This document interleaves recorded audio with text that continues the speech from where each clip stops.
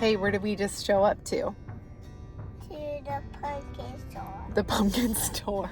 We are back at Markman's, which is a farm that's in the Omaha area, and they have the most beautiful pumpkins and they are so affordable. So we're gonna go ahead and pick out some of those. It's just Ivy and Lily and I today.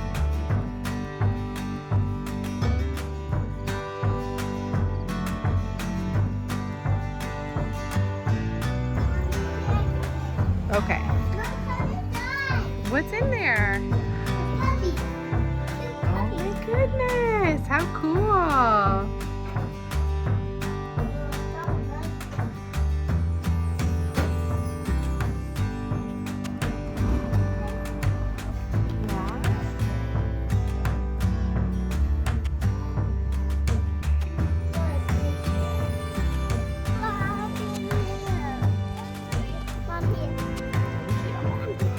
Like that one? It's not bloody.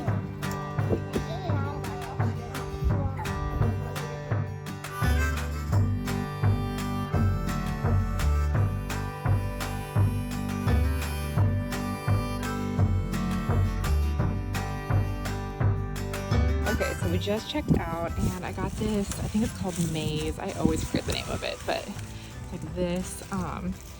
And then all of these pumpkins, and all together it was $34, so it was not too bad. But you can go out into the fields and pick gourds and stuff for free, but y'all, I just don't think I have it in me today.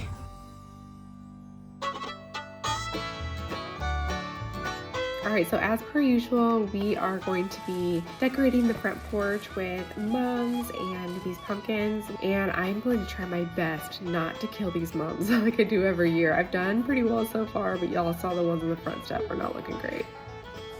Why don't touch the pumpkins and put them inside? Yeah? Yeah, but that's okay. 1 second. I have that. You want to set this on the other side right there? It's kind of heavy. Got it? Here. Good job. No way, Eli. I stole something. Look. See, it's a little flower. Where are you going to put the little one? Well, with my pumpkin, I choose. But Mom, did you pay for them? I did for these. I paid for mine. I can do this one. Okay. Could you pay for these ones? Yeah, I did. Right here. Right there. You know what I can do? What? Put it extra. Look. Yeah, cute. Is that cute? Yeah. You like it? Yeah.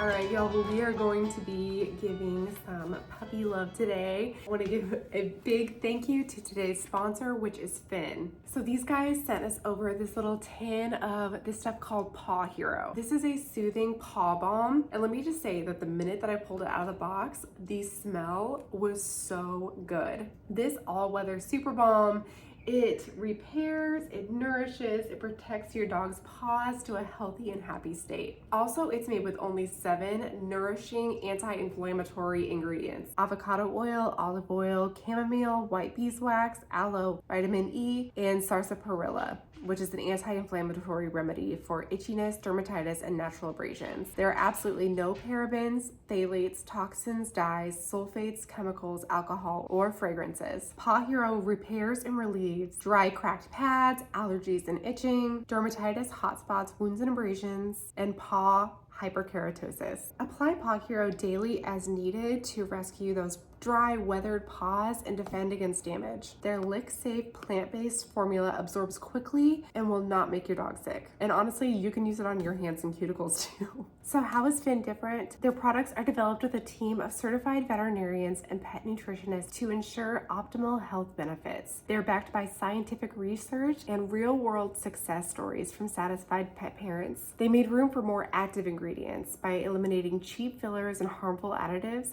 Their products contain 0 fillers, palm oil, or artificial flavors and colors. They're proudly plastic negative, removing more plastics from the environment than they create. Their 100% recyclable tin and aluminum packaging ensures minimal waste. Plus, they partner with Repurpose Fund and support plastic cleanup efforts around the world. They manufacture everything in a US-based current good manufacturing practice compliant facility that is safe quality food certified and certified by the National Animal Supplements Council. Every product is lab tested before leaving the facility and has a unique code that tracks ingredient supplier, manufacturing shift, testing, and processing. They've also got you covered with this 60-day money-back guarantee if your pup doesn't love their Finn. So click the link in my description or scan the QR code on the screen to get 15% off of your first order of Paw Hero with code Kristen15 at checkout.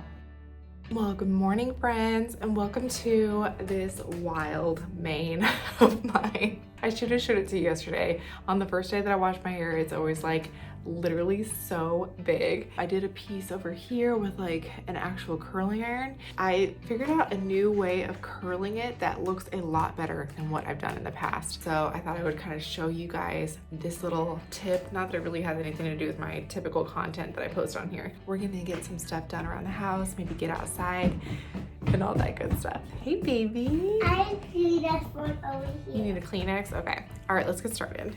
Okay, so I'm not gonna take a long time to do this. Yeah. Do you need a Kleenex? No, I'm okay. Thank you, baby. But I have to. If you want either one, then I'll get one. You have 2? Okay, thank you. Okay, so I'm gonna put these pieces that I already did over to the side like Mom, this. can you do it for me? Yes. But you hold on to this part. Okay, blow. You feel better?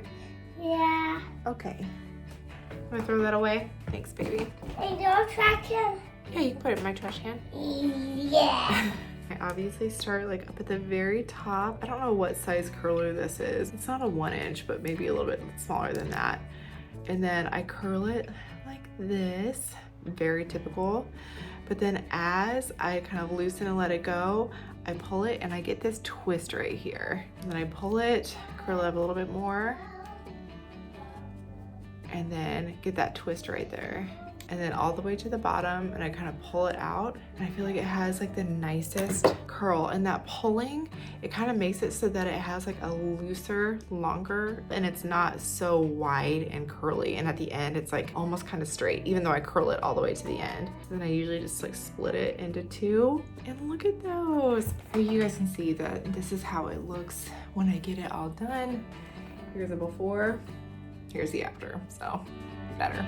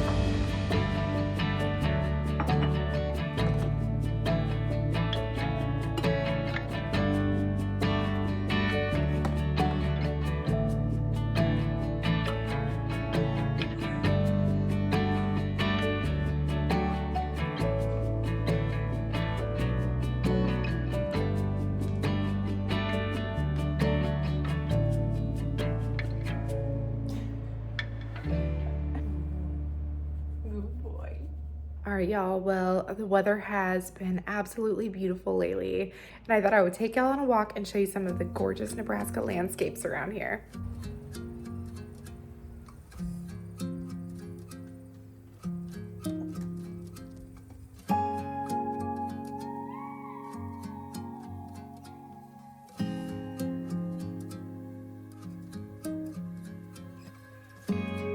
So we have been in such a busy season lately, and I cannot tell you how refreshing it was to just spend some time in nature. I felt so close to the Lord out here, and I have to remind myself that this is not the only place that God can meet me, because sometimes I feel like it is so hard to actually get away and feel like we are truly in commune with the Lord.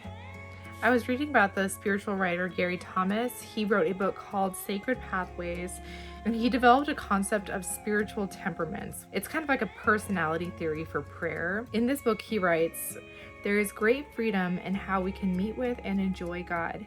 This is by His design and according to His good pleasure." In his book, he categorizes 9 spiritual temperaments. I thought that these were really interesting, and I had never thought about these before. First is the naturalist. These people's hearts open up to God when they get outdoors. God feels more real to them when they are sitting under a canopy of trees or looking up at a big expansive sky. I think I realized that I am one of these people. The next temperament is sensates, which I think I'm also one of these. They're more aesthetically inclined. They are typically artistic types, and they love God with the senses, with candles, incense, materials. They prefer creative and original music or even good architecture to open up their hearts to God's presence. Worship can be about seeing, hearing, feeling, touching, and even tasting God's presence, and just like taking in His goodness through the senses. There's intellectuals who really like books, even the reference kind, and live in a world of concepts. They want to come out of their devotional time with new understanding.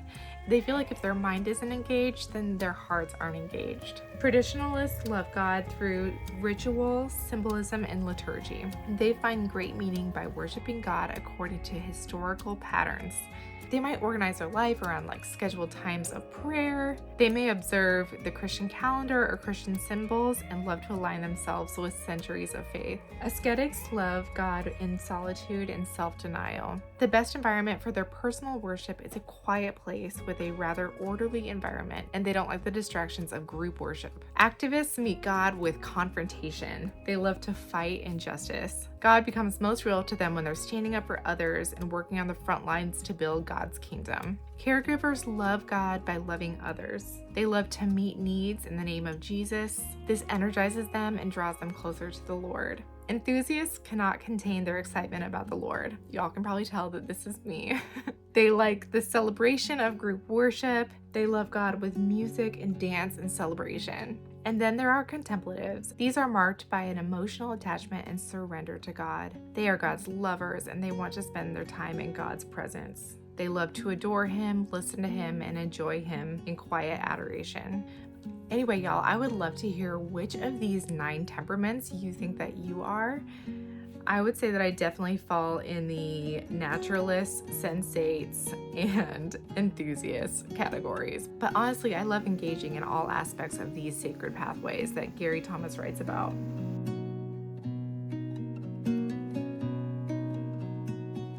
While I was walking through the woods, I was really contemplating the question of who am I and how do I want to show up here on YouTube? I know that you guys see me often in like homemaking and thrifting and seasonal and home decor content, but to be honest, my life is literally so much more than that. I'm a daughter, I'm a sister, I'm a friend, I'm a wife, I'm a mother. We have an entire life outside of YouTube. In this, I really ask myself, do I praise, revere, and serve God in all that I do? When I'm both here on YouTube, when I'm interacting with my kids, when I'm interacting with my husband, when I'm serving in our church. Right now, I feel really fulfilled in what I'm doing, and I love that I get to share about the good news of Jesus here on YouTube. Jesus' final words to his apprentices were, "Go into all the world and preach the gospel to all creation." I hope that I'm bringing a culture of hospitality in a world of hostility. I want to embody and extend love, welcome, warmth, and generosity.